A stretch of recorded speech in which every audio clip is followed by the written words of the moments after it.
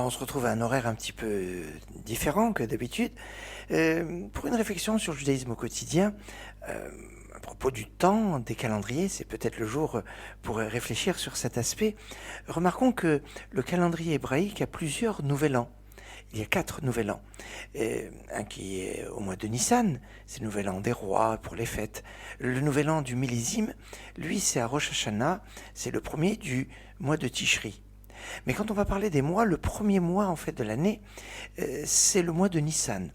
On peut retrouver ce lien avec le nombre des mois, même dans le calendrier qu'on utilise habituellement. Remarquez que septembre, ça veut dire le 7e mois, octobre, octo c'est 8, novembre 9, décembre le 10, qui correspond en fait au mois de Tevet, le mois actuel dans lequel nous trouvons en mois hébraïque, qui est le 10e mois de l'année, parce qu'on commence à compter les mois au mois de Nissan. Et c'est encore intéressant cet aspect parce que dans cette correspondance, à peu près, c'est pas évidemment rigoureux puisque les mois hébraïques sont en rapport avec les lunaisons, alors que les mois du calendrier civil sont tout à fait des conventions, puisqu'il y a une notion d'année par rapport au soleil, mais pas une notion de mois. C'est une convention que l'on accepte. Et donc, le mois de janvier va correspondre au mois de Shvat, et le mois de février, qui peut avoir un côté assez aléatoire en fonction des années, eh bien, va être le parallèle du mois de Hadar, qui lui aussi, il peut avoir des fois pas un jour de plus, mais un mois de plus de Hadar et Hadar, pour équilibrer, parce que le calendrier hébraïque est un calendrier luno-solaire, qui a des mois qui sont lunaires, en fonction donc de la révolution de la Lune, mais on se doit de toujours respecter les saisons pour les fêtes. La fête de Pessah doit être toujours au printemps, alors que Sukkot doit être en automne, et pour rattraper les 11 jours de décalage qu'il y a entre une année solaire et 12 mois lunaires, eh bien, on intercale sur une période de 19 ans, 7 années, où dans ces 7 années, il y a un 13e mois.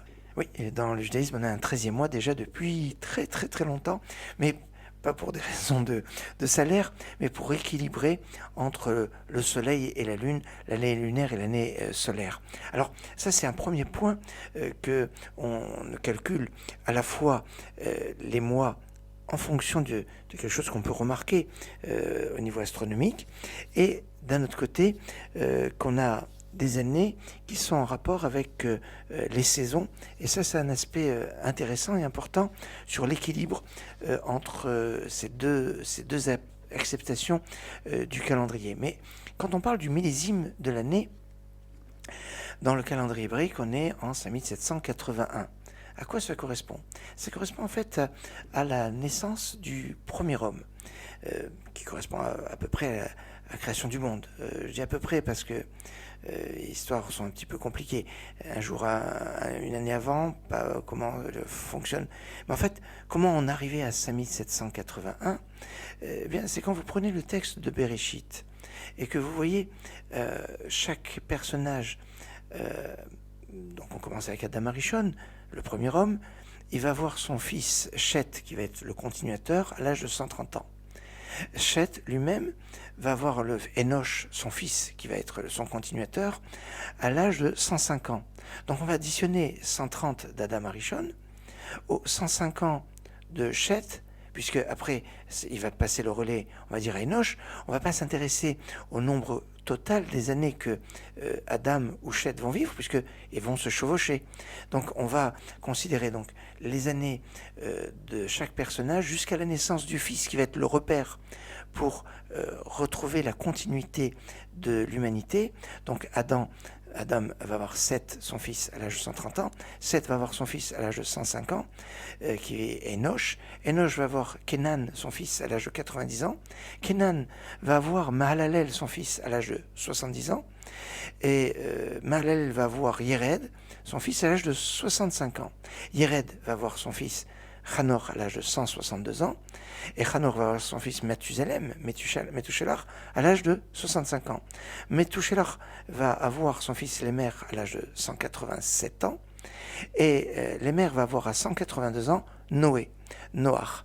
Et Noach, lui, alors évidemment, c'est dans cette époque, les personnes vivent très longtemps. Hein.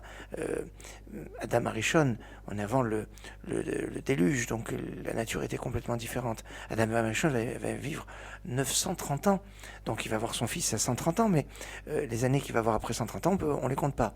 Noé lui-même va avoir son fils Shem, continuateur, à 502 ans, oui, il va avoir très tard. Son fils Shem, et alors après ça va aller en descendant. Shem va avoir son fils Arparchad à 100 ans. Arparchad va avoir son fils à 35 ans. Alors là, on revient à des chiffres plus faciles. Arparchad donc va avoir son fils Shelar à l'âge de 35 ans. Shelar va avoir son fils Ever, l'ancêtre des Hébreux, à l'âge de 30 ans. Ever va avoir son fils Peleg, qui va vivre à l'époque de la dispersion de la tour de Babel à l'âge de 34 ans. Peleg va avoir son fils Réou à l'âge de 30 ans. Réou va avoir son fils Séroug à l'âge de 32 ans. Et Séroug va avoir son fils Nahor à l'âge de 30 ans. Nahor va avoir son fils Terach à l'âge de 29 ans. Et Terach, il va avoir plus tard, à 70 ans, son fils Abraham. Ah oui. Et si vous avez additionné toutes les années que je vous ai données, depuis les 130 ans de Adam Arishon jusqu'aux 70 ans de Terach au moment de la naissance d'Abraham, vous pourrez retrouver qu'Abraham est né en l'an 1948 du calendrier hébraïque. Tiens, intéressant cet aspect-là. 1948, date de naissance d'Abraham. Abraham va avoir son fils Yitzhak à l'âge de 100 ans, donc on sera en 2048. Et la sortie d'Égypte, c'est 400 ans après la naissance de Yitzhak. C'est-à-dire que la sortie d'Égypte, c'est en l'an 2448, et c'est aussi le don de la Torah. 480 années plus tard, il y aura la construction du premier Beth Amikdash du premier temple qui va durer 410 ans, et donc qui va être détruit en l'an 3338 du calendrier hébraïque. C'est la destruction du premier temple. On est en moins 422. Alors vous allez me dire, oh là, on n'est plus avec la correspondance qu'on retrouve dans l'histoire, qui parle de moins 586. Et oui, il y a un fossé de 164 ans, avec une période qui est obscure pour savoir combien de temps on dirait un certain nombre d'années de certains règnes. En tout cas, voilà comment on revient. Puis alors après, il y a 70 ans entre le premier et le deuxième temple. Le deuxième temple a duré 420 ans. Et après, on peut continuer à compter et arriver jusqu'à nous. Et à notre époque, eh bien, aujourd'hui, on est exactement le 17 Tevet, c'est-à-dire le 17 du 10e mois. Les mois en hébreu, à la base, sont des chiffres. C'est après l'exil de Babylone qu'ils ont reçu des noms. Et donc, on est le 10e du 10e mois, du mois de Tevet, de l'an 5781. Et ça nous a permis comme ça d'avoir un positionnement au niveau du temps. Shabbat Shalom, Git Shabbos, Shabbat Shalom, Umevorach. Shabbat Shalom, Philippe.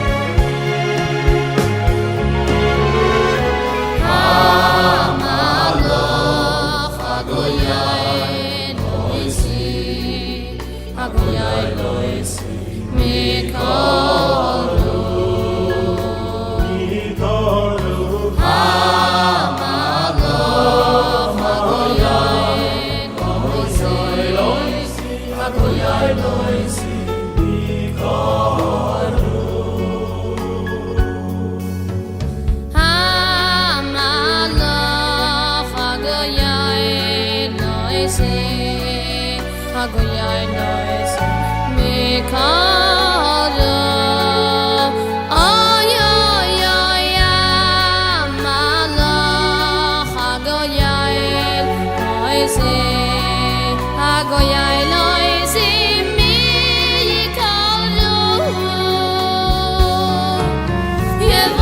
Adonai